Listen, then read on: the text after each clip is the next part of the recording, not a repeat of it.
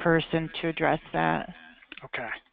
All right. It sounds like it was pretty much the same. So maybe not some changes, at least based on our feedback so far. I don't really have a lot of info on that. Yeah. Sorry. Yep. No, that's okay. I appreciate your update. Well, we've got you, Linda. Let's see if there might be some questions here for you. Yes, Lowell Feldman has a question, so hold on a second. Go ahead, Lowell. Oh, thank you. Yeah, Lowell Feldman. I'm on the board of directors of New Horizon Counseling Center down in New York City and Long Island area. Will these regulations allow us to provide remote services outside of our existing catchment area?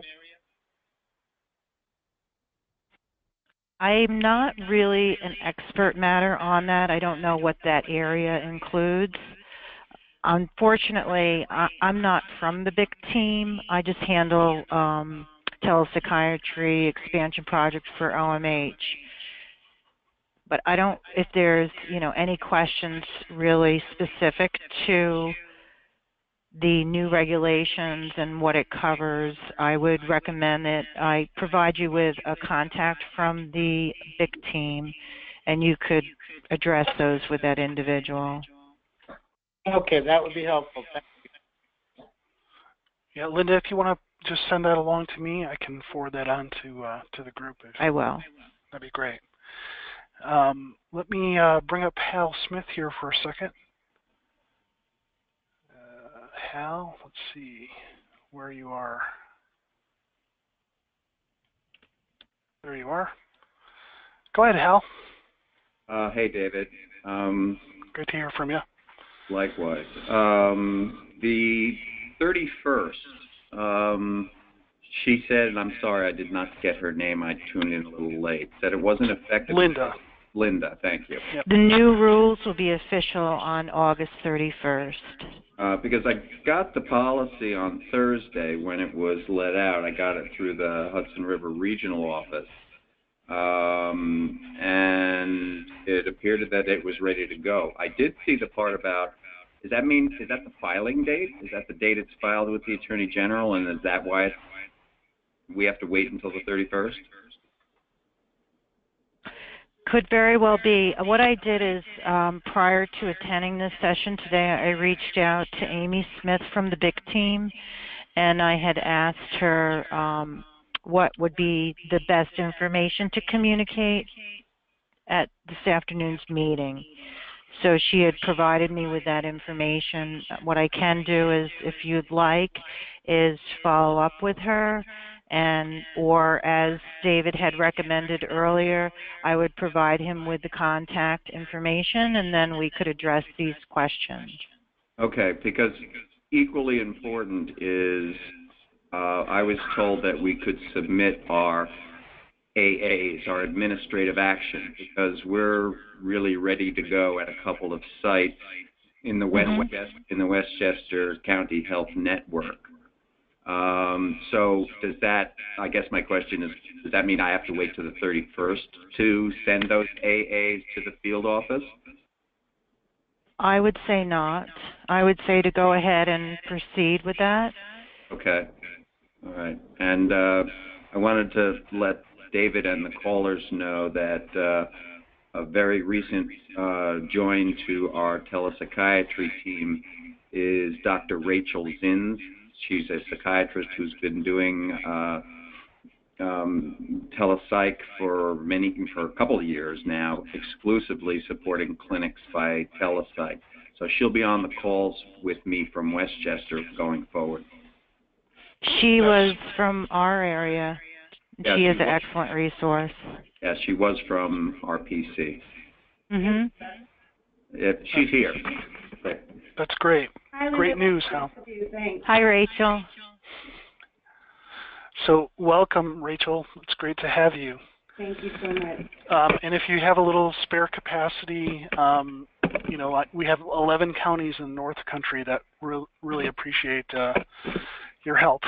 So I always throw that in, Hal. I always throw it in. Oh, you do. I know you do. I have a laundry list of things she and I are working on first, but okay. I hear you loud and clear. Excellent. Thanks. I'd like... Oops. I muted you too soon, Hal. I'm sorry. Go ahead. Back? Yeah, you're back, Hal. Yeah, for those who haven't had a chance to read them, there was, in my view, a significant change there's a subsection 8 is contracting for the provision of telepsychiatry services, and it basically allows a licensed remote site to contract with a licensed as long as they are enrolled in the Medicaid program. They do not have to be OMH licensed.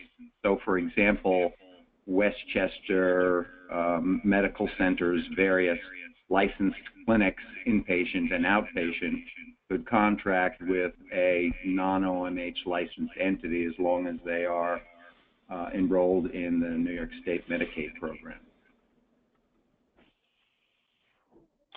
Yep.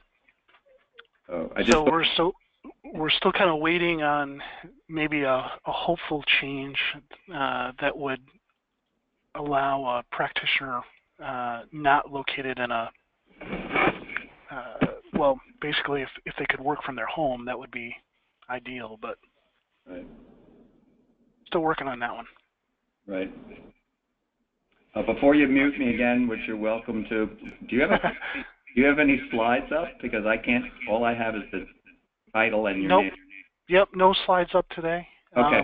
We thought about using some for Caitlin's presentation, which we'll get to here in a bit, but I think we'll just go with the audio. Thank you. Thanks, Hal. Any other questions or comments for Linda?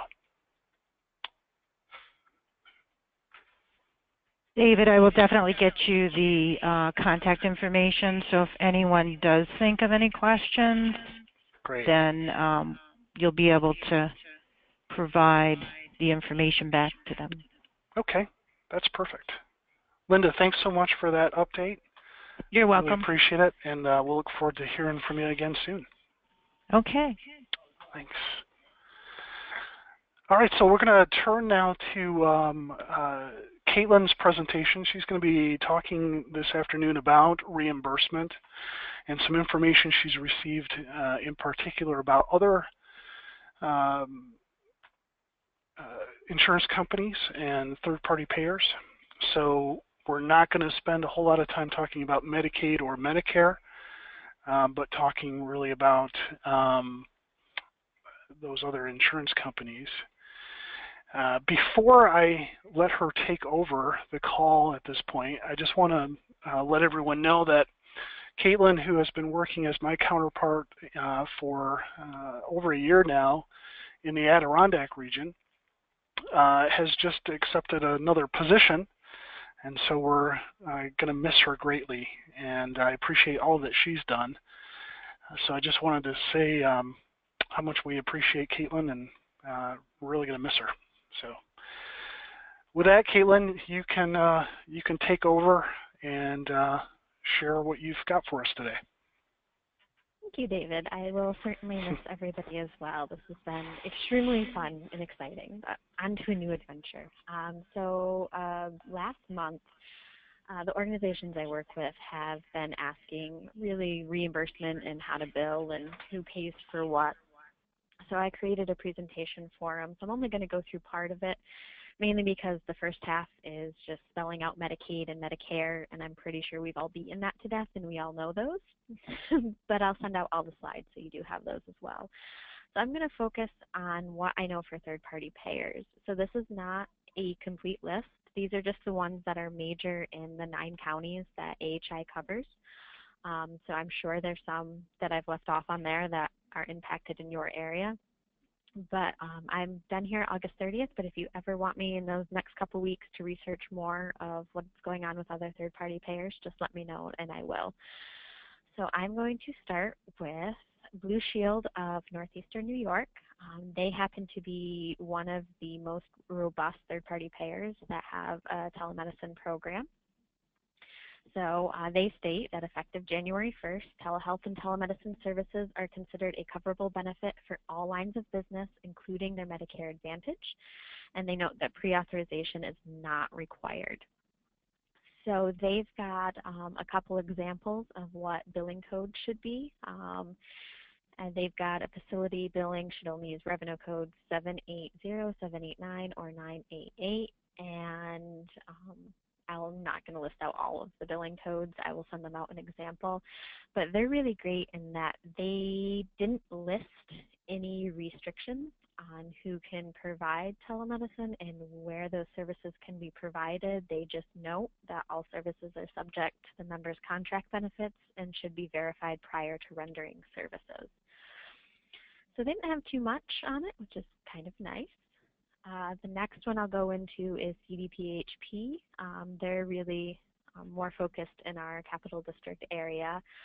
They're a little bit more restrictive, though they tend to follow Medicaid. However, CDPHP will only reimburse for telemedicine, so your live interactive audio and visual communication. Back to Blue Shield really quick, they will do telemedicine. They also do the store and forward. They will reimburse for that. At least that's what I've been told. CDPHP, however, will only reimburse for live interactive audio-visual communication. And they've got a list of services that can be provided by, and it follows closely to what Medicaid has approved. They do limit on where eligible spoke sites are, and it's Article 28 facilities, Article 40 facilities, private physician offices, and patient's place of residence only for remote patient monitoring, and then any facilities defined for the mental hygiene law. CDPHP, with all the other billing, you just put down the appropriate CPT and HCPCS code and add the GT modifier. CDPHP will reimburse for the originating site fee, and that code is the HCPCS code Q3014.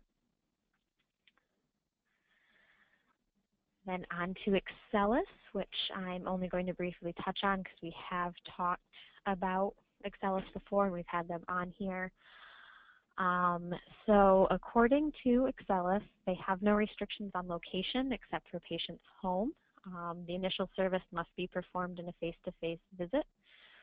And for long-distance relationships, there must be arrangements for handling emergency situations locally that are consistent with an established local care practice. Excellus does add a little bit of a twist that the other ones don't. They've got a list of what's considered medically appropriate for synchronous and asynchronous services. So for example, Excellus deems consultations, initial or follow-up inpatient consults, office or other outpatient visits, individual psychotherapy, pharmacologic management, and individual and group medical nutrition and diabetes. Education and training services is something that's considered medically appropriate for synchronous, and therefore you can bill for it. They've got a bit of restrictions on what they consider medically appropriate for asynchronous visits. So it's got a use of telecommunication system to address a care access issue within the designated population.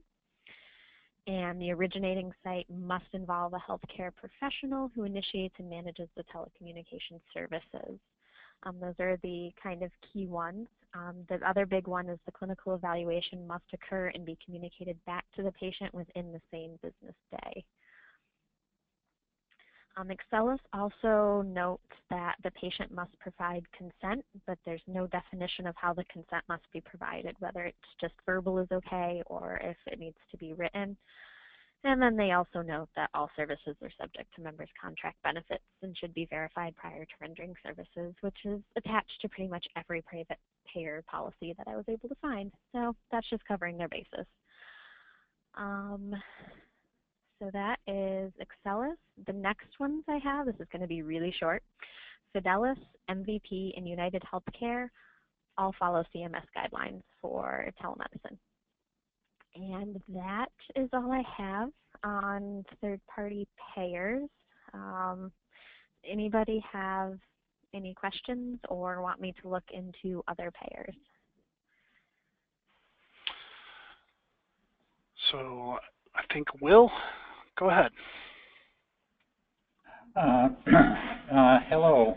Could you perhaps clarify one thing with respect to Excellus? And maybe everybody knows the answer to this, but as far as I knew, they were only willing to pay 50% of the, I believe, the Medicare rate for the doctor's portion of a visit. Is that still correct? David might be able to speak better to that. Yeah, so our understanding is that that goes into effect actually at the end of this month. And I believe they're still open to dialoguing about that, Will. So I would make sure that you contact your insurance representative there at Excellus. And also I'll send out this woman's name. Her name is Maria. It's Marya, Maria Vanda Doyle. And she's taking over Mary Beth McCall's position at Excellus. So we've worked with Excellus in a really cooperative and collaborative manner, and they're really open to talk about that. But I would work with them directly. Could you include her email address? Yes. Yep, I can do that. Thanks so much.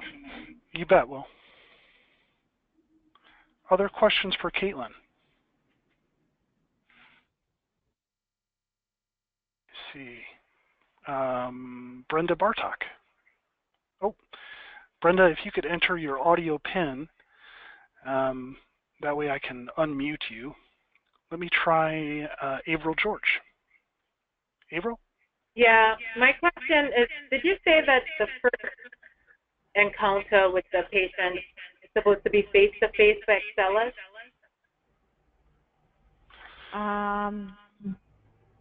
Yeah, let me pull that up.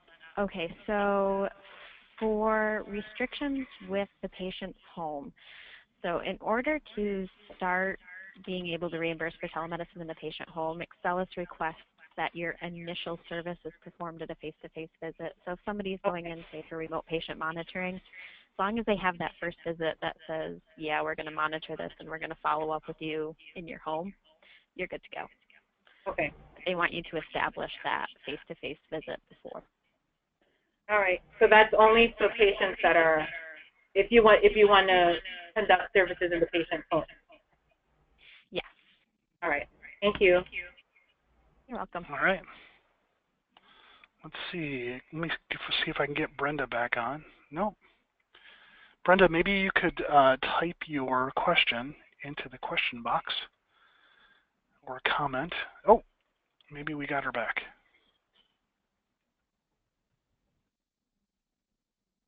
How's that, Brenda? Can you hear me? We can. Yay. Okay. Thank you. Caitlin, I just wanted to clarify on Excellus again. Sorry we're picking on them, but we know they're most progressive.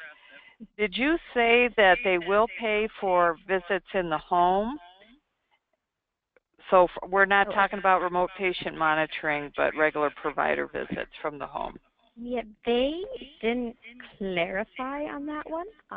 According to their policy, it says that as long as there's a HIPAA-compliant telecommunication system, there's no restrictions on location except when it comes for a patient's home. And then they list out the two things. The initial service needs to be face-to-face, and for long-distance relationships, there must be arrangements made for handling emergency situations.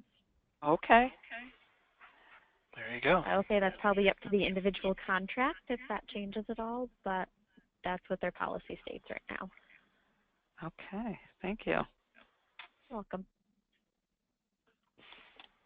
All right. Other questions or comments for Caitlin?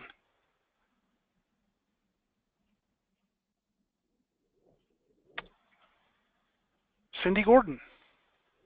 Hi, Cindy. This is Cindy Gordon. I'm sorry, but I came in late on the conversation, on the conference call, and I apologize for that. Yeah. Had you already discussed Excellus's ruling as of August 1st and the reimbursement that they had changed? Yeah. Yeah, we didn't see much. I didn't have to repeat that. Yep, that's okay. We didn't right. say much more about that, Cindy. So Caitlin just kind of went through, what their policy states at this point. Again, I was going to say, Cindy, again, I would encourage you to continue working with Excellus. Yep. Mary Beth McCall is retiring, but we did get their the contact name for the replacement, and I'll send that out. Okay. But I'm sure you're already working with some other folks there. So Yeah, I have not heard that there's been anything that's changed, so as of August 1st. Yeah, and as far as we know from this end as well, we don't know exactly how the existing projects that we've been working with, how they can, notify Excellus that they're a part of the Fort Drum Regional Health Planning Organization. So we're still trying to work out those details of practically, how those projects that are grandfathered in will be able to get reimbursed at 100%. Right. Other questions or comments? Let's see. I think I've got everybody. Oh, Will? Maybe another question from Will.